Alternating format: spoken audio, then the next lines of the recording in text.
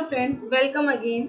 In this video, we are going to discuss about price effect, income effect and substitution effect.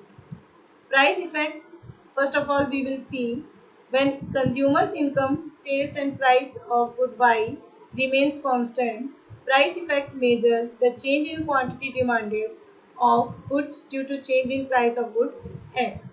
Here in this diagram, PL is initial price line and it is tangent to IC1 on point A, and this point is the point of consumer equilibrium. Now suppose the price of good X falls and it becomes more cheaper than before. Now consumer is able to purchase more quantities, more units of good X as there is no change in income and price of good Y. So we get a new price line, that is PL1. Now consumer's equilibrium point also shifts from A to B on a new indifference curve with a new combination of demand quantities of both goods. This shift shows price effect which force a consumer to change his demand quantities. When we connect different equilibrium points of consumer, we get price consumption curve because it shows the change in consumption due to change in price. There can be three types of price effect depending upon the nature of goods. If we are taking normal goods, then price effect will be positive. If we are taking inferior goods, the price effect will be negative. And if goods are neutral, then price effect will be zero. So price effect actually is the sum of income effect and substitution effect. So we can say price effect is equal to income effect plus substitution effect. Now we will see income effect. Change in consumers' consumption due to change in real income, that is purchasing power of money. Real income can be increased or decreased due to increase or decrease in price of goods by external source, and that may be monetary income. If the price of both goods remains constant and consumers' monetary income increase, consumer can purchase more units of goods than before. Here in this diagram, the initial equilibrium point is A, and as income increases, new equilibrium point sets on point B on a new price line and on a new indifference curve. And if income increases again, we get again a new consumer equilibrium point on C. So moving from point A to point B and from point B to point C shows income effect because this change is due to change in income.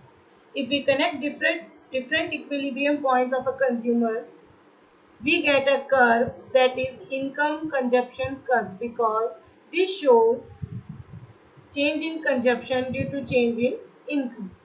There are two types of income effect, positive and negative. If we are taking normal goods, income effect will be positive, and if we are considering inferior goods, the income effect will be negative. Now we will see substitution effect. In substitution effect, we see a change in demand for a good as a result of a change in the relative price of the goods in terms of other goods. Suppose when the price of good falls, it becomes more cheaper than its substitute goods in the market. Though there is not any change in the price of other good, but it becomes relatively more expensive. And consumers switch away from the relatively expensive good to cheaper substitute good. There are two approaches about substitution effect. First is Hicksian approach and second one is Slutsky approach.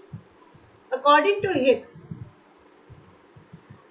a compensatory change is done in monetary income of a consumer so that the change of real income can be removed, which is caused due to price change.